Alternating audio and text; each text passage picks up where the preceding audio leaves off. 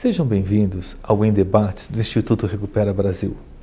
Hoje teremos o prazer de contar com um grande amigo e que muito nos honra, Dr. Miguel Ângelo Cansado.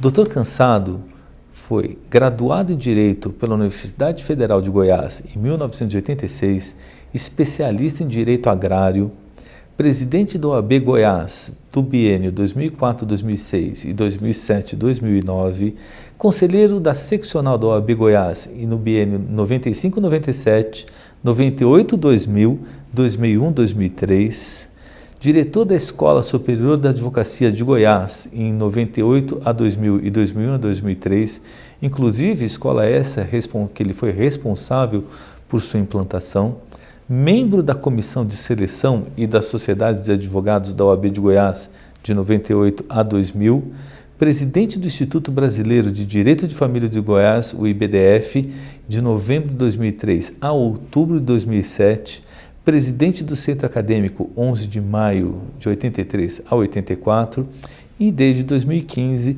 presidente do Conselho de Comunicação do Congresso Nacional e advogado atuante no estado de Goiás. Doutor, muito obrigado, muito nos honra a sua presença hoje. Boa tarde, eu que agradeço, uma alegria, meu querido amigo Luiz Cláudio, estar aqui no estúdio do IRB para participar do Em Debate. Eu já sei que é um programa sempre muito dinâmico, com assuntos que interessam a advocacia e a comunidade empresarial, sobretudo, e advocatícia do Brasil. Parabéns pelo trabalho que desenvolvem aqui. Muito obrigado, doutor, uma honra. Aliás, não só uma honra recebê-lo, como poder contar com um advogado com tanto conhecimento e tanta visão desse mercado de direito, de advocacia, para que a gente possa trazer um pouco para o público que nos assiste, um pouco a realidade em Goiás, da aplicação e da vivência dos institutos de insolvência, da recuperação judicial e da falência atualmente, nesse ano de 2017. São processos muito interessantes, né? Eu tenho alegria entre tantas atividades, como você relata aí nesse currículo. O que eu gosto de destacar mesmo, se é que se deve fazê-lo, do meu currículo é que eu sou advogado. E sendo advogado, tive a alegria de ser presidente da OAB de Goiás em 2 oportunidades, diretor do Conselho Federal da OAB. E nessa perspectiva, nessas atividades todas, 32 anos de exercício da advocacia, consegui ver a angústia da advocacia, não é?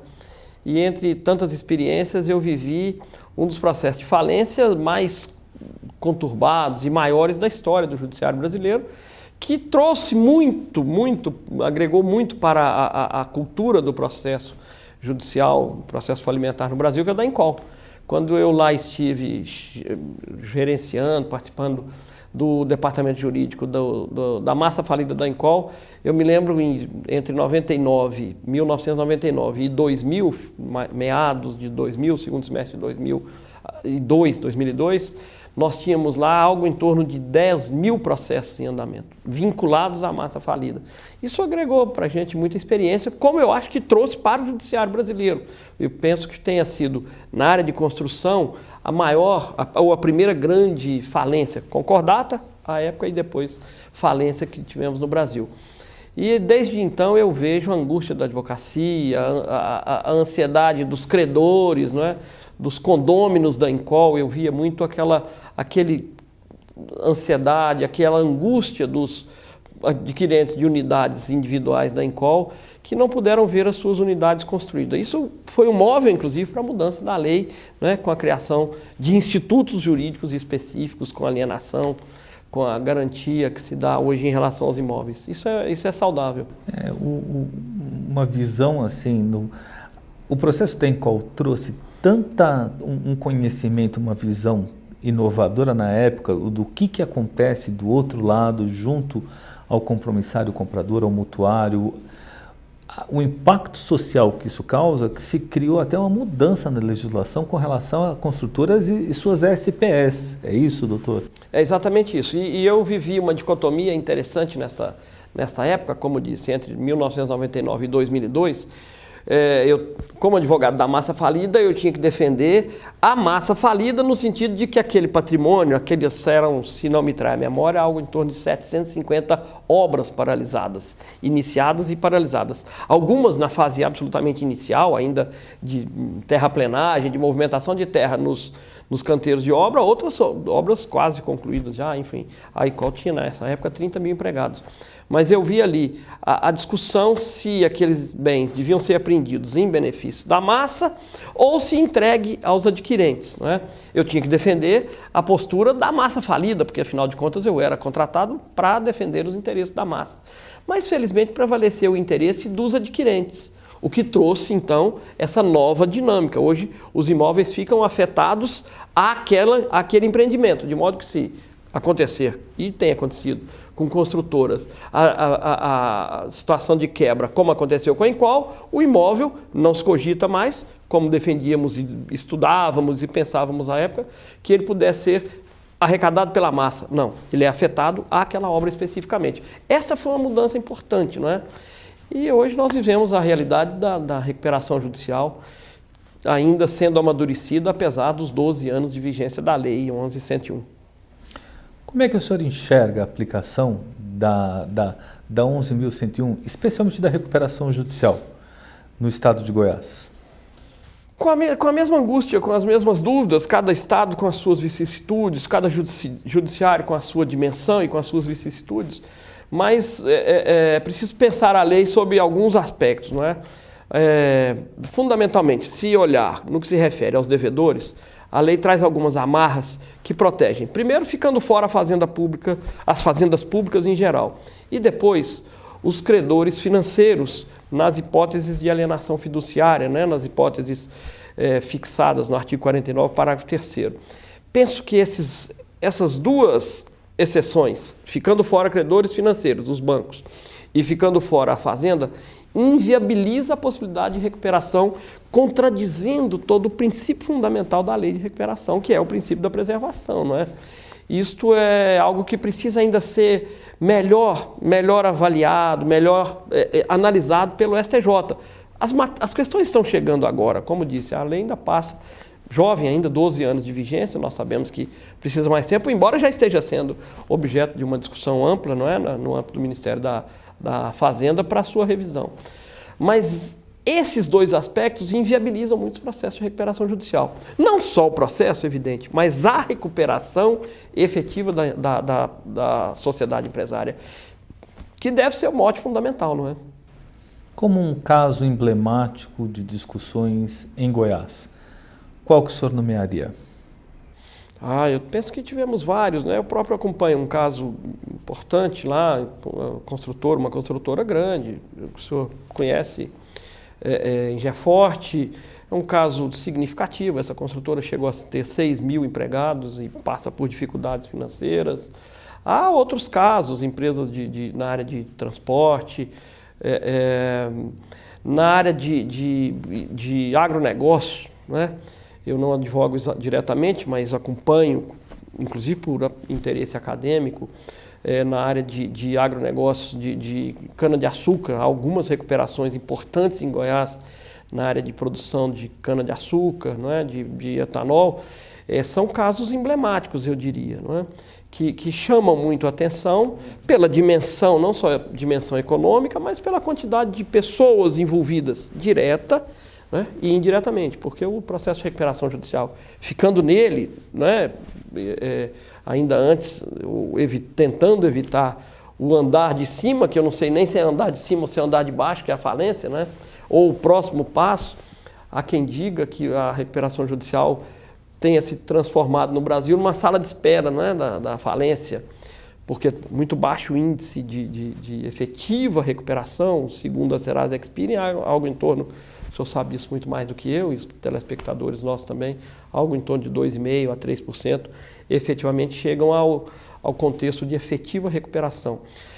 Mas envolve as pessoas que estão diretamente vinculadas, devedora, credores, em primeiro lugar, e todo o aparato que se forma em torno de um processo de recuperação judicial, mas o que está em torno também, né? Veja, nós temos um caso de uma mineradora que é a recuperação judicial em Goiás. A comunidade onde está instalada esta unidade fabril, essa unidade produtora, perdão, ela está toda vinculada àquela atividade produtiva. Paralisada que seja, ou diminuída a atividade produtiva, e isso no agronegócio, Goiás é um estado fundamentalmente do agronegócio, paralisada essa atividade de uma dessas unidades produtoras, toda a comunidade em volta se ressente, o próprio poder público municipal, né? E isso é muito preocupante. Eu penso que nesta reforma da lei é preciso discutir muito isso, o contexto de efetiva recuperação. Claro que deve se preocupar com o crédito, com a abertura de crédito, com o barateamento do crédito, que é o mote fundamental, defendido inclusive pelas instituições financeiras, quanto ao artigo 49, quanto à manutenção de privilégios, se é que se pode dizer assim, né, num sentido amplo da palavra, no sentido mais lato, mas se deve preocupar também com a comunidade, com o reflexo daquilo para a sociedade, mantendo em pé quem mereça ser mantido em pé, quem mereça ter a sua atividade preservada. Então, diria que caberia o interesse primário do Estado deveria prevalecer aos interesses da parte. Existe um artigo muito interessante do magistrado, Dr. Daniel Carno, que comenta sobre o dualismo pendular dentro do processo de insolvência. Sempre alguns sistemas pró-devedor, outros pró-credor. Tá? Mas cada vez mais vem se desenvolvendo um pensamento no sentido de que existe um terceiro ponto, que é o interesse primário do Estado. Proteção à renda, atividade. Então, na sua visão, o interesse primário do Estado, ele tem sido observado dentro dos processos de recuperação, a manutenção da sociedade em volta, dos stakeholders em volta da recuperação ou não? Eu acho que esse deve ser assim. O mote foi esse dualismo pendular e a própria interpretação que a lei dá, o STJ, que é a quem caberá dar a última palavra, né, enquanto à interpretação da lei, já que não há matéria, desde que não haja matéria constitucional ali envolvida, o próprio STJ é pendular nas suas decisões ainda, não há um processo ainda de maturação da jurisprudência, uma consolidação da jurisprudência. Mas esse dualismo de que fala o doutor Daniel Carno, magistrado, que tem sempre uma figura de destaque nas discussões das questões relativas à recuperação judicial, esse dualismo pendular, penso eu, que ele deve levar sempre o seu pêndulo para o lado do interesse da manutenção do negócio, né? Claro, e o doutor Daniel, já o ouvi em palestras algumas vezes, ainda agora muito recentemente, chama muita atenção para isso, de preservar a empresa, por isso ele parece que, trazendo do direito comparado, trouxe a ideia dessa audiência de gestão compartilhada, não é?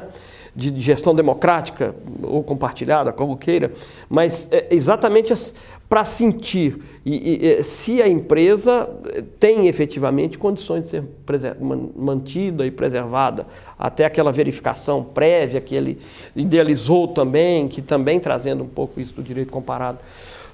Tudo isso deve fazer com que esse pêndulo se encaminhe ou se fixe mais na preservação da empresa e aí, claro, dando condições ao devedor de se recuperar, né? E é claro que o Estado brasileiro tem essa obrigação, tem esse dever, não é? E o Estado brasileiro é pródigo em favores, vemos aí esses refis, né? Tem sido pródigo em favores. Mas a Fazenda Pública ficando fora dos processos de recuperação judicial, e ao mesmo tempo uma curiosidade aqui, até ouvi isso de um magistrado recentemente, que a Fazenda, e li num despacho específico do magistrado, a Fazenda Pública, a União, a Fazenda Pública Nacional, tentando intervir num determinado processo de recuperação judicial. Então disse o magistrado, olha, durante toda a tramitação da lei, longa tramitação da Lei 11, que acabou sendo aprovada em 2005, né, a União quis ficar fora do processo. Quis que se fixasse que ela estivesse fora do processo. Agora quer dar palpite no processo. Então esse é também aí um dualismo pendular, não é? Essa dicotomia que o Estado quis ficar fora, mas ao mesmo tempo, quase que em regra, o senhor sabe isso muito mais do que eu, quase que em regra quer intervir nos processos como se parte fosse, não é? E quer ver privilegiados os seus interesses como se parte fosse, quando na verdade ele está fora, não é? Aqui é preciso muito esse equilíbrio, né? É preciso fazer a leitura. Será, voltando lá à década de 90, né, quando requereu concordata, a Incol, será que aquela empresa que tinha à época 30 mil empregados, 750 obras em andamento, será que ela merecia? Será um tratamento diferenciado? É possível que sim. Será que teria sido melhor para a economia, melhor para aquelas milhares de pessoas envolvidas, mais de 30 mil empregados, milhares de condôminos, de credores? Será que isso teria injetado mais recursos na economia? Afinal de contas, esse processo nem acabou ainda. Ainda está tramitando. E assim, VASP e tantos outros processos históricos, né? Em Goiás, o meu estado de origem, atuo prioritariamente em Goiás, com escritório também em Brasília, mas no meu estado de origem também houve, contemporânea em Incol, da década de 60, uma outra grande construtora, Provale. Essa recuperação ela da década de 70, concordata, que acabou se convertendo em falência ainda na década de 70, início da década de 80, ainda há processo em andamento. Isso é assustador, né? Isso que não pode. Isso que nós temos que, nós, operadores do direito, enfim, a comunidade jurídica em geral, envolvida com o cotidiano do Poder Judiciário, temos que buscar esse equilíbrio para também não eternizar as discussões. O doutor toca num assunto muito interessante, com uma grande propriedade. O interesse, a atividade na economia, ela deixa de ter um caráter só do interesse privado. Ela passa a ter um certo interesse público, a manutenção da atividade. Agora, em recente entrevista a um grande veículo, o ministro da Fazenda, doutor Henrique Meirelles, senhor Henrique Meirelles, ele comentou que um dos focos, goiano, né, um dos grandes focos do novo projeto seria um empoderamento maior aos credores. Não se sabe ainda qual vai ser o delineamento das questões do projeto da mudança da lei de falência. Credores, não é? Mas esse empoderamento aos credores, o senhor acha que seria um conflito no sentido da manutenção dessa atividade com relação a esse interesse primário? Porque o credor ele tem uma finalidade específica, receber o que é seu. Será que isso daria mais um conflito nesse sentido? Aqui nenhuma crítica direta ao meu conterrâneo, o ministro Henrique Meirelles, e ainda que crítica seja, um homem público está sujeito a ela e todos nós estamos, não é? Mas sendo ele alguém vinculado à banca, ao mundo financeiro, é evidente que a condução que se há de fazer é de proteger o sistema financeiro. Aí sim o conflito é certo, não é? Porque talvez, se endurecer ainda mais, um momento difícil, um momento em que a economia começa a dar sinais, é verdade, de recuperação, tanto que nos últimos, eu diria que 3, 4 meses, a quantidade de discussão de novos casos de recuperação judicial, tenho ouvido isso em Goiás, em Brasília, e tenho ouvido aqui, eu frequento eventos em São Paulo cotidianamente, o senhor sabe disso, mensalmente, uma vez, 2 vezes por mês, estou aqui participando de debates, de mesas redondas, de eventos nessa linha, aqui também diminui a quantidade. Já se vê que diminuiu, mas o momento da economia brasileira, discutir isso para essa discussão não é positivo, não é? Não é exatamente positivo, porque a tendência é que se endureça mais em relação aos devedores e recrudescendo para eles, colorindo com tintas mais palatáveis, mais agradáveis para os bancos, para as instituições financeiras. Que, claro, pela cultura da sua atividade anterior, pela sua formação profissional, pela sua grande capacidade, é mais ou menos aí o que se imagina que deve conduzir o ministro Henrique Meirelles. Mas é preciso, evidentemente, acreditar que a perspectiva, que a expectativa de se é que vem um novo instrumento legislativo, e eu não acredito que venha nessa legislatura, não acredito mais, por tudo que passa o Brasil, por mais que o ministro esteja empenhado nisso, vamos ver, pode ser que eu me equivoque aqui, mas acho que isso vai gerar muito conflito, já desde o parlamento. Até porque já sei que tem conflitos no âmbito da comissão, que é dentro do Ministério. Já ouvimos sobre isso em palestras, em eventos, em escuta daqui, não é? A chamada Rádio Corredor, que nos noticia quanto às questões todas, sobretudo em Brasília, onde as notícias são muito rápidas, ainda mais hoje, né? Com a velocidade das informações. e até da desinformação, a velocidade da contra-informação, da informação, da desinformação e da contra-informação, ouvimos muito que já há conflito no âmbito da comissão ou dos grupos de trabalho designados. Imagine como isso virá no Congresso Nacional. Um Congresso num momento de muita turbulência, um Congresso num momento de perspectiva, de que como é que será a renovação do ano que vem, essa eleição, depois de tudo que tem acontecido no Brasil, como é que serão as eleições do ano que vem? Quem vai votar isso? Esse Congresso que está aí? Não sei, tenho dúvidas, mas certamente que esse pêndulo aí, a tendência dele é recrudescer para os devedores. Muito obrigado ao amigo. Prazer. Uma honra recebê-lo aqui conosco. O IRB se enaltece com a sua presença e a sua participação, além assim, de ser efetivamente uma pessoa que muito me fez aprender sobre advocacia, sobre atuação e acaba sendo sempre um grande professor na minha carreira pelas suas condutas. Uma grande honra tê-lo aqui conosco. Muito obrigado, prazer ter vindo aqui participar do programa. Eu é que fico honrado e coloco no meu currículo, disse aqui que não se há de ficar destacando o currículo, mas a partir de hoje eu tenho um item a mais no meu currículo, que é ter participado desse programa, um debate interessante, penso que engrandece a mim, muito mais a quem vai nos assistir. Muito obrigado. E a todos agradeço a participação, a audiência, o envolvimento e o interesse nos temas do canal do IRB.